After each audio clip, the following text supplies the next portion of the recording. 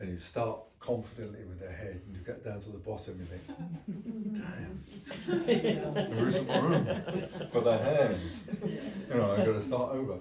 So with this, you can do that. You can do it endlessly. You can just go, oh no, there's not room.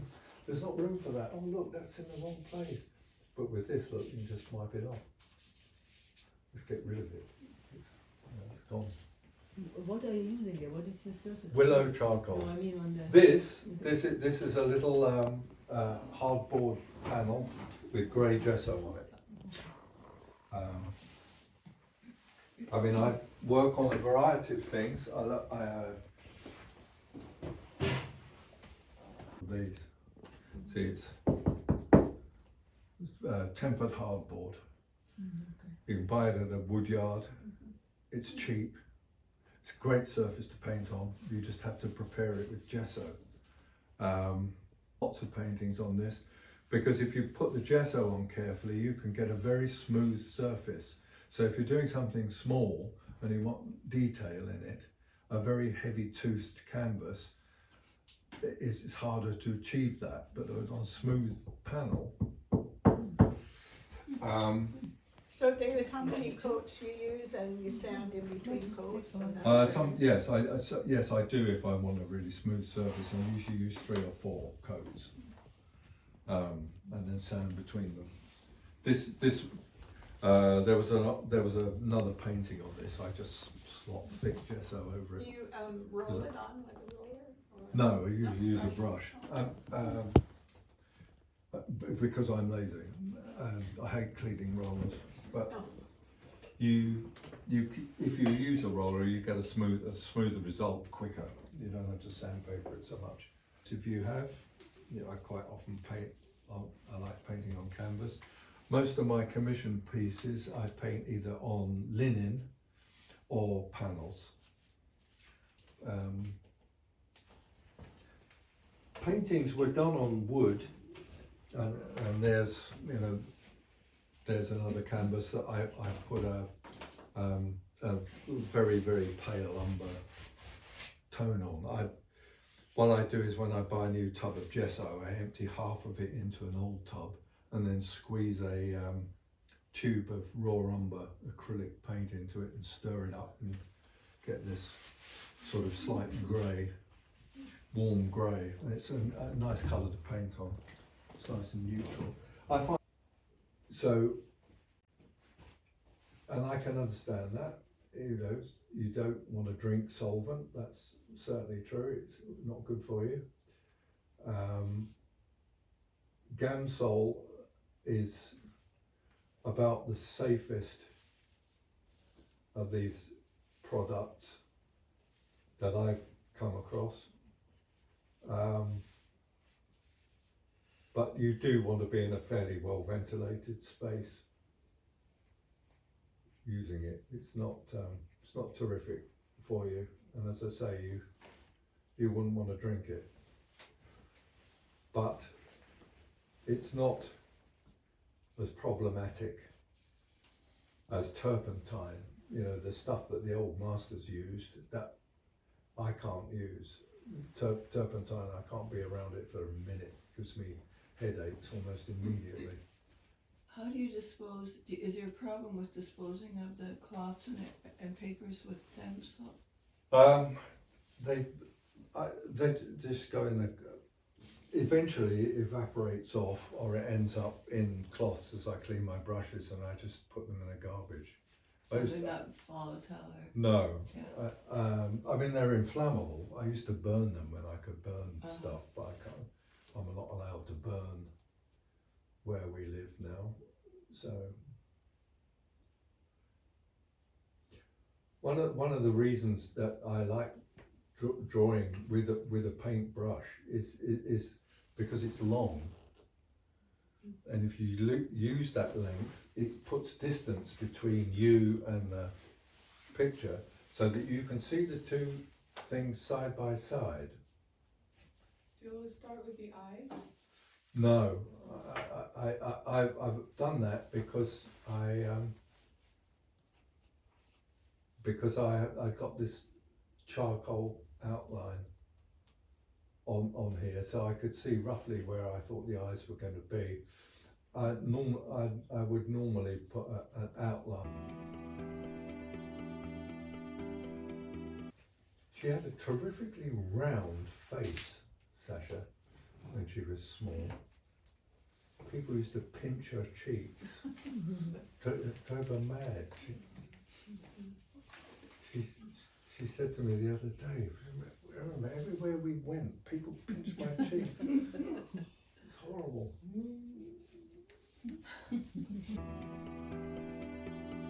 I find it useful to draw more or less straight lines and then round them out later, because you're looking for where things change direction, which is easier somehow time to express as an angle rather than a round shape. So I want to find what I'm looking for is relationships between things. So anything that joins something to something else is useful. Like this little bit of shadow here that becomes her mouth.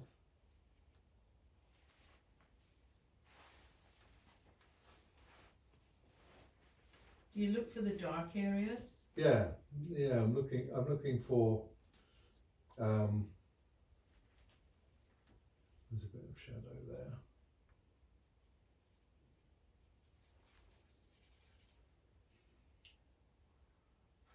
So is it like sculpting the shadow against the light? Well, yes, but at the moment I'm really just looking for where stuff changes direction, structure. So, you know, this is round, so I want the sense of that being round. Same here, and that's a bit narrower, so I will bring that in a bit.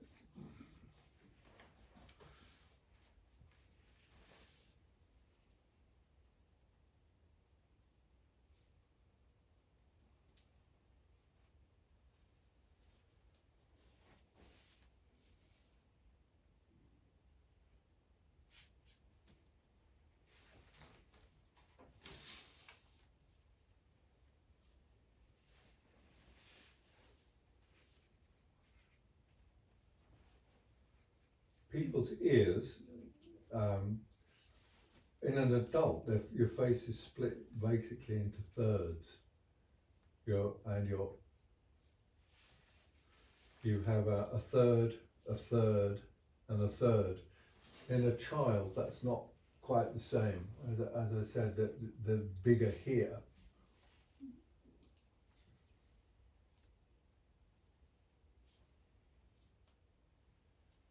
You've already caught her twinkle in her eye. That's amazing.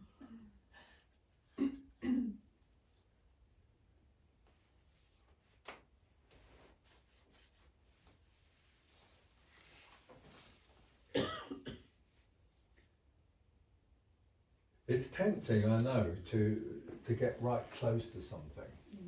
But when you do that, you can only see what's right in front of your eyes. So if you look closely at this, you're seeing just this, and then you look closely at that, you're seeing just that. So you're trying to draw here from memory what you looked at there. And depends how good your memory is, how accurate that's going to be. When you can see the two things side by side, you can constantly compare them, which is useful. Is it confusing now you know Sasha is a 30-something?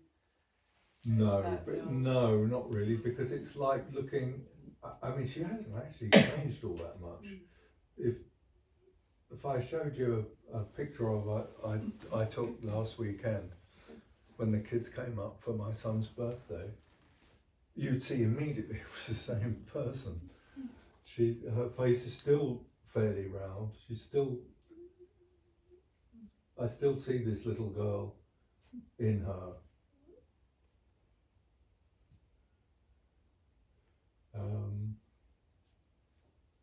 So, they have little tiny ears, don't they, kids? You can believe anybody could hear through a thing that size.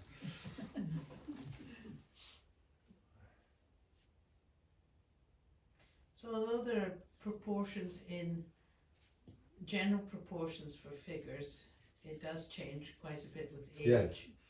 and character, or The character, and well, I don't Nationality? know, character is something that forms with time, isn't it? So, I'm not quite. Yeah, I mean, we tend to pick, you know, as a reference source, something that we feel captures the character of the person at the time. And she was very eager to please. And she knew she was liked. And I think you see that in her. She just was pleased to be in my studio, and when I pointed a camera at her, she wanted to oblige, so she smiled, but not full on smile. So it was just it was a very natural moment where, as you know, my son was never quite as keen to please at all, and it would have been harder to get that kind of feeling from him. So that is characteristic of her.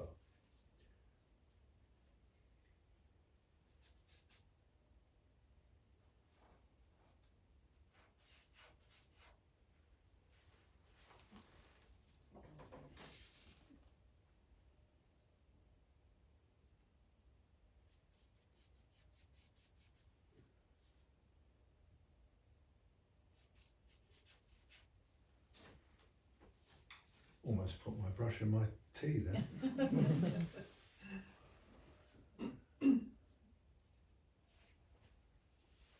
I hate to think how many times I've done that actually.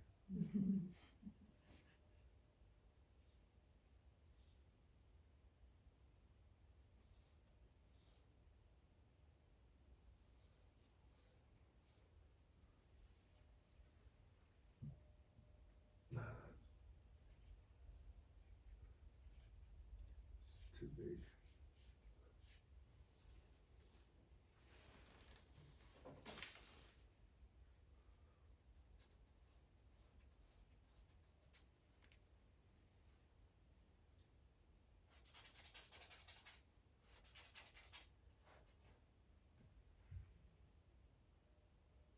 So I sort of know from this now roughly where things are, I think. Don't curl up on me like that.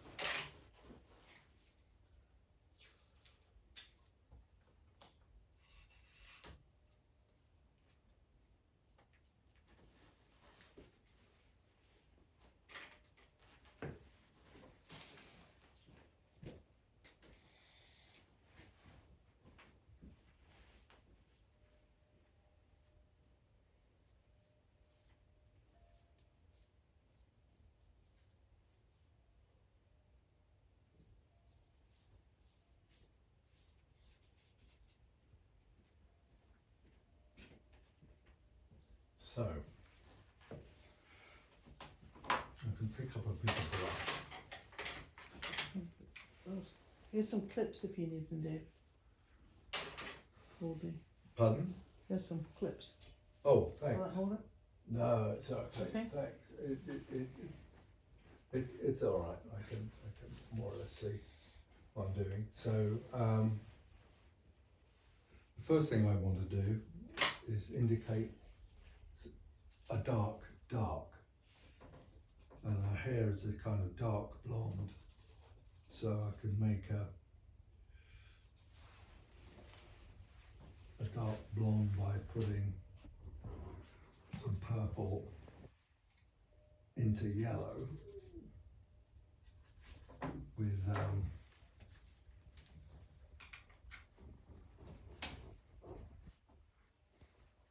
ultramarine blue and this colour, which is permanent rose. Or if you like alizarin, you could be using alizarin there in place of that.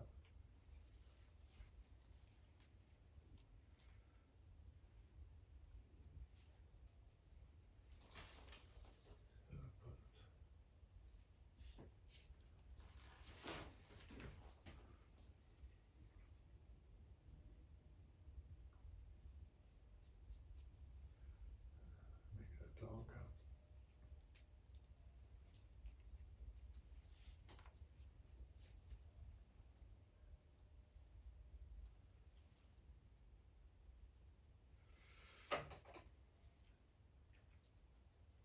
Want that much darker than that.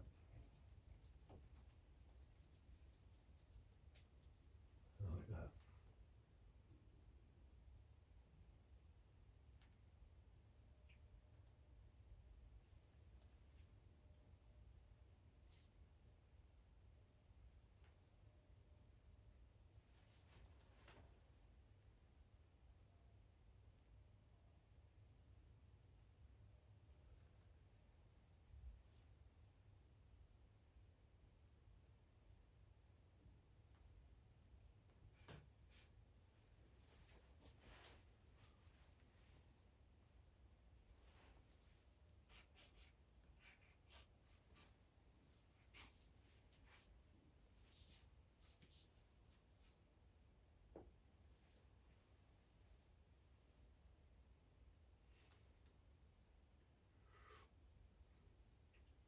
So if I put my darkest darks down first, it gives me something to measure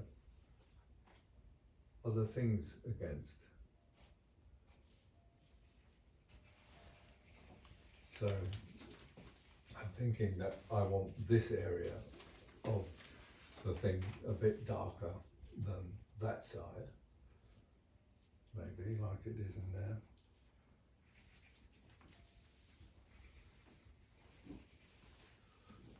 So not quite that dark though.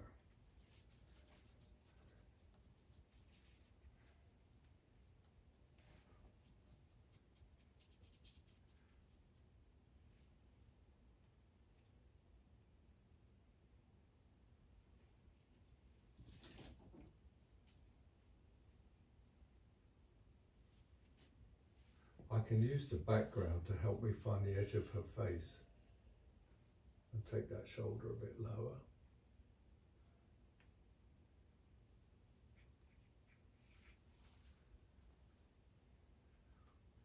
She goes back that way.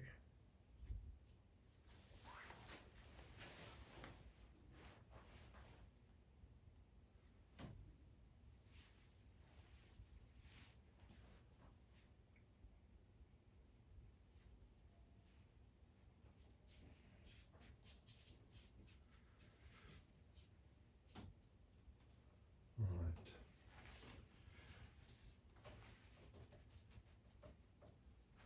Another thing that's important in this is you want to know where your darkest dark is, and that's obviously going to be in her hair, up here somewhere.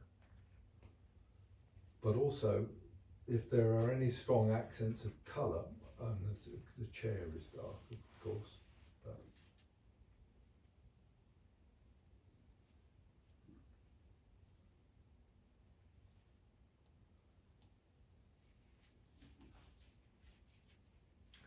Did you put a colored board behind her with the idea that you would use this as a. I think I picture? did. Mhm. It's hard to remember. I mean, I took this picture 28 years ago, Mhm. or 27 years ago, but yes, I think I probably did. This was to have been something I was working on, and I think I stuck it behind her so that she was, but I realised she wasn't going to sit. I think I had naively hoped that she would sit still, and Sasha never did sit still. So I had to abandon it and just take a photograph of her. But I seem to remember that I set it up hoping to paint her from life, and it didn't happen. So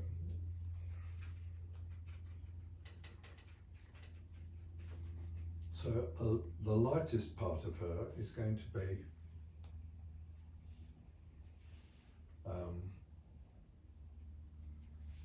this cool light on her cheeks and forehead there.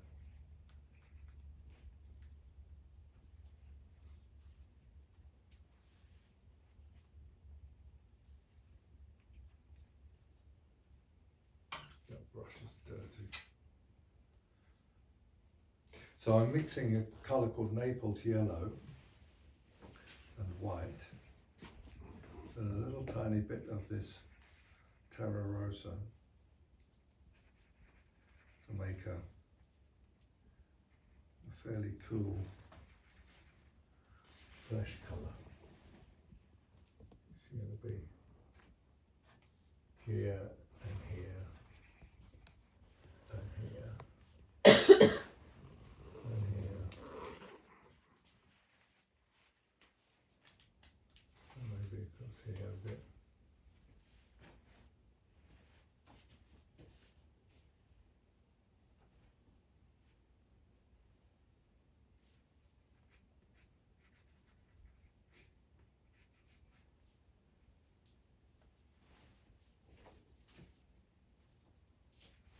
And I want to warm that up down here, so I'm going to put a little tiny bit of red and yellow ochre into that.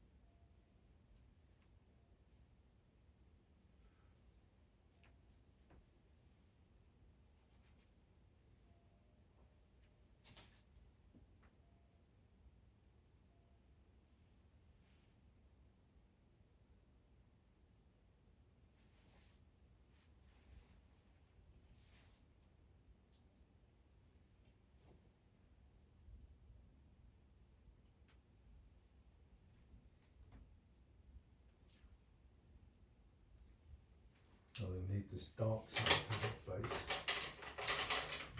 give it some structure.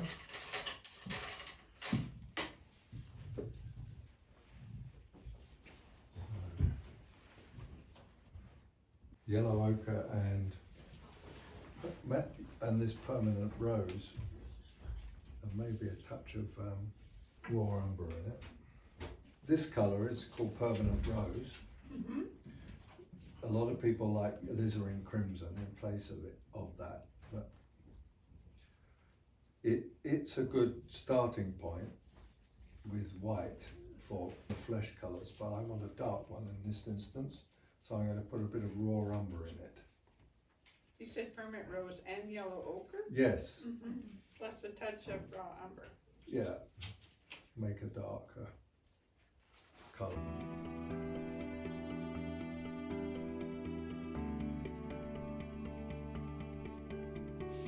I mean, with acrylic you can simply overpaint something you've changed your mind about, but with oil paint you can wipe it off. So it's a very forgiving medium I want that lighter, so that's gone. There we are.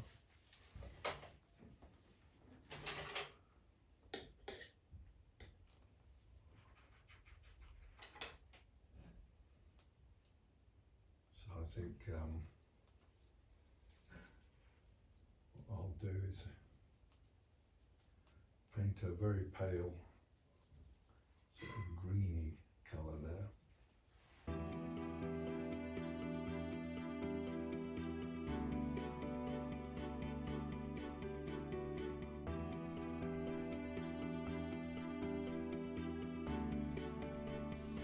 Now the shadows under her neck are a cooler version of these colours. So raw umber is a very useful cooling colour. Raw umber with black is another one. But I think, yeah, maybe even a tiny touch of black in that, just to make it go grey. The way it is.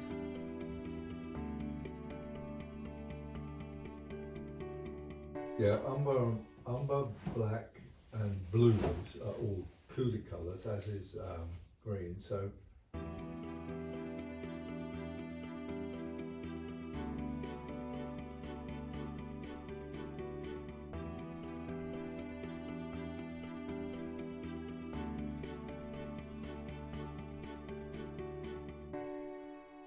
this side of her face is cooler than the other side. So these colours have got some of the umber in. David, what are you cleaning your brush with between dark and light? Are you just wiping it on the paper towel, or? I am at the minute, because this paint's not very thick, but if I really want to change colour, I will have to clean it with the Gamsol. Okay. And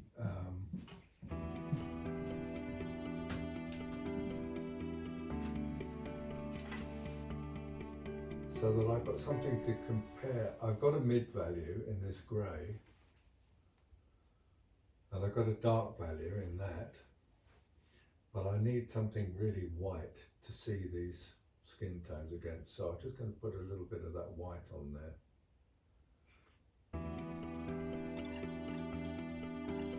Eyes are blue-grey, so I can mix raw umber and ultramarine blue together with a little bit of white, and that will make a dark blue-grey. Yeah, it's dark raw umber and ultramarine blue mixed together with a little bit of white, make that dark blue-grey. Then pick up I want a dark, very dark colour to just find this again under here, which I lost.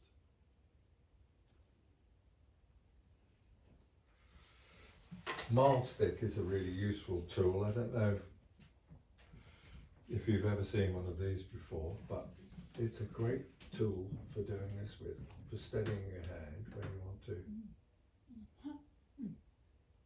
draw something a bit more precisely. And it's called a Mars stick. Marl, Marl. M-A-A-L. And you can make one of these easily with a bit of dowel, and this is chamois leather, and it's stuffed with dense cotton wool and then duct taped onto the end of the stick. You can make one for pennies, and they're terrific for, as I say, for when you want to be a bit more precise.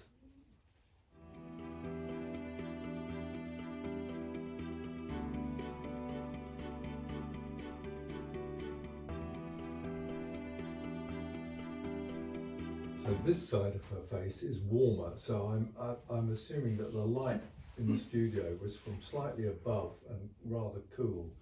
So this has created warm shadows on this side of her face and cooler ones on this side.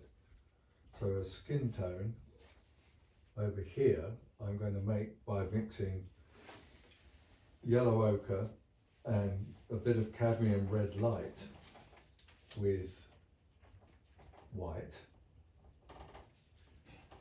Almost all skin tones are a red and a yellow with either white or something to cool them, like black or umber or blue in them. And if you're going to have a warmer skin tone like that one, you want to start with a warmer red, and if you want a cooler one, you go with the cooler of your two reds. That's why we have two reds on the palette. That red, cadmium red light, is a hot red, and that one is a cold red.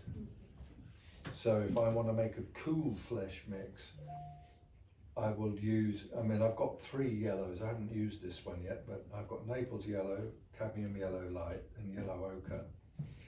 And a red mixed with one of these yellows and white will make a peachy colour that's either a warm colour or a cool one, depending whether I use that red or this one.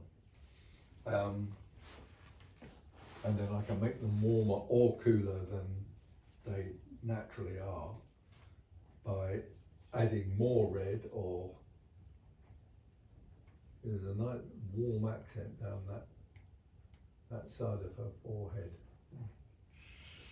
Yeah.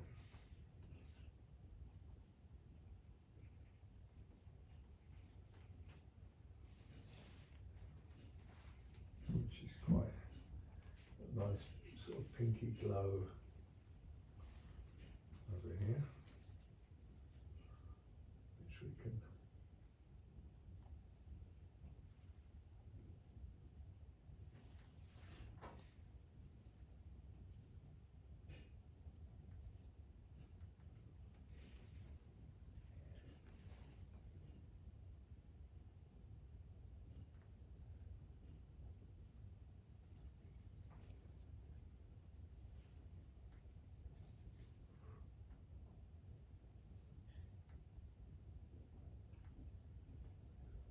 noses often have a nice warmth in them, which helps them stand off a face. Very handy for painters, because warm colours tend to advance towards you and cooler ones drop back. So the fact that there is often warmth in a nose, because there's blood in it, in the cartilage, helps it to stand off the face. So we've got that warmth on that side.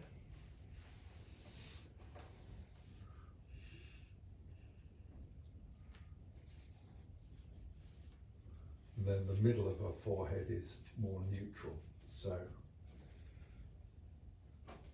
I've put a little bit of that cooler mix I had into that colour, that hot colour I just made, to neutralise it a bit, and then I can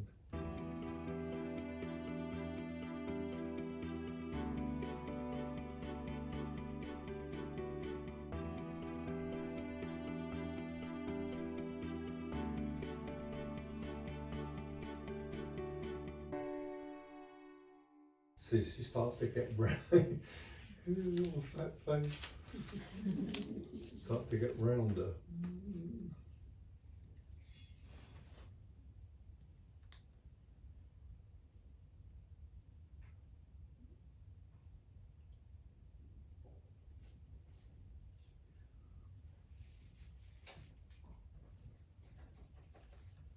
And her hair comes up out of her forehead, so you can paint some of that skin, some of that hair colour, which at that point is yellow ochre with white in it, or make it this sort of dirty blonde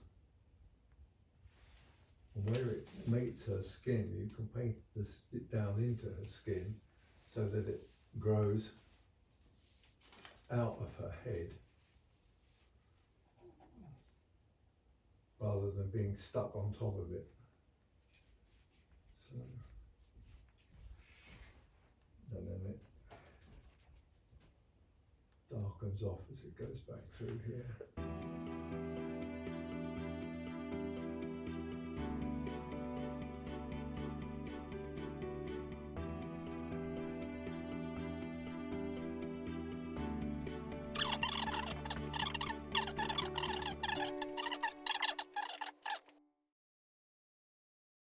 There's always time to, to pick up a little paintbrush and correct things. I always think of this process of painting as bringing things gradually into focus. I'm looking initially always for big things, big forms, big shapes that give a sense of the overall image, and then as you start looking inside those big shapes for the smaller ones that make it more like the subject. But a likeness is contained actually in the big shapes. If you get them right, it will look like your subject. Whereas if you start fiddling around with eyelashes and stuff right away, you'll find that you sometimes lose the big overall impression of someone that is the thing you really wanted to capture. I want some more of that umber and the warm red mixed to get raw umber and that warm cadmium red and a bit of ochre will give me this neutral skin tone that's here.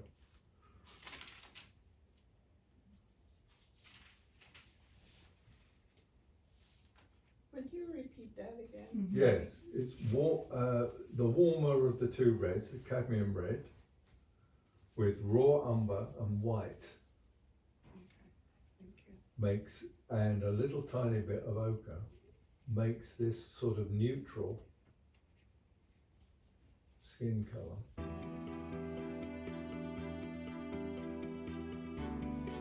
The bottom lip is quite warm. I'm going to put that in now with a bit of that cadmium red.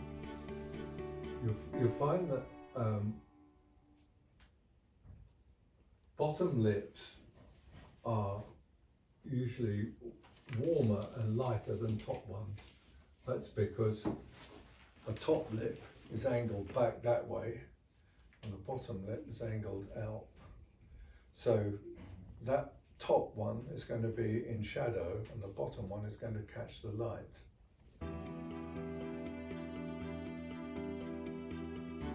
The beauty of oil paint is you can paint into wet paint. So you can get very soft effects. Now if you're using acrylics, you can achieve some of the same things with glazing. It takes a little bit longer to do, but it can be done. I personally find oil paint easier to use. Do I always gesso them? Yeah. Yes. I mean, when you buy them from a store, they're pre-gesso, like this one. Yeah. And I with these I usually put another coat. I put 2 coats of my tinted gesso on top of that. It just takes the weave down a bit. Commission pieces, the surface is already smoother anyway, because the tooth of linen is a bit finer than cotton duck, which are the canvases you buy off the shelf are. And I like oil primed linen, which is instead of the acrylic gesso that the thin canvases you buy at Opus or at your local art store, primed with acrylic gesso. I use oil primed linen for commissioned things, which has slightly different properties, but it's very, very hard to buy in Canada because it's extremely expensive. It's a stupid price. I mean, the last roll of it I bought would cost me $2,000. But and it's 10 feet tall and I think 20 something feet long. But I can, I cut that up and have it stretched for my big commission pieces because it's a nicer surface to paint on.